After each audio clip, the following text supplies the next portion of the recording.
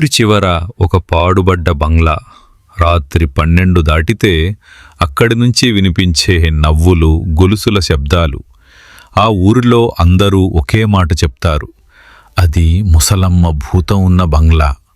కాని నిజంగా ఎవ్వరూ ఆ భూతాన్ని చూడలేదు.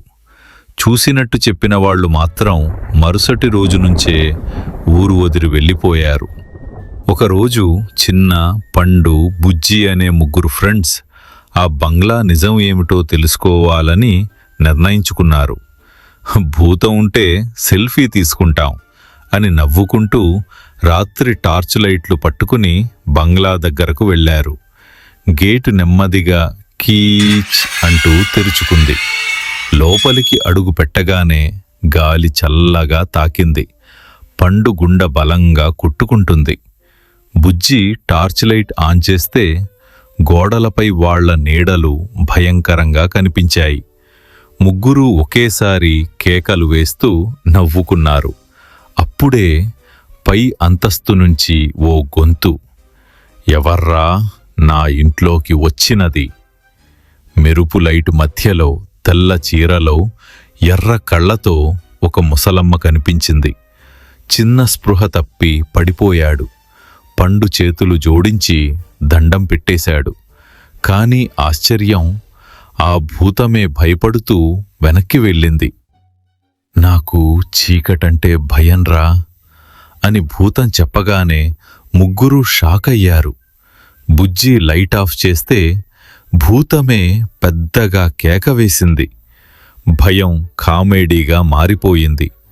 కొద్దిసేపటికి ముసలమ్మ చీర తీసేసి నవ్వింది. అది అసలు భూతం కాదు, ఊరి పాత వాచ్మన్ నిధి దాచుకోవడానికి భూతం డ్రామా ఆడుతున్నాడని చెప్పాడు. 3 ఊపిరి పీల్చుకుంటూ నవ్వుతున్న సమయంలో అచాన చల్లని గాలి వీచింది. వెనుక నుంచి నిజమైన నీలికల్ల భూతం ప్రత్యక్షమైంది.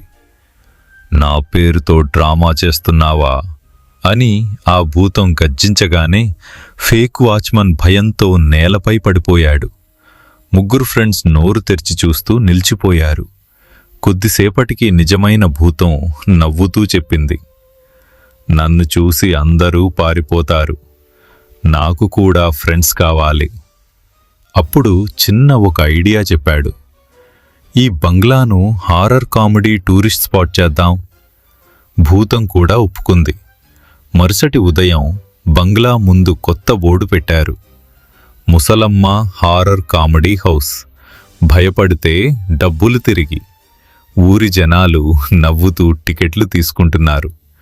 నిజమైన భూతం టికెట్లు చెక్ చేస్తూ 3 ఫ్రెండ్స్తో కలిసి నవ్వుతోంది. ఎందుకంటే ఇది భూతం కథ కాదు, భూతంతో చేసిన కామెడీ కథ.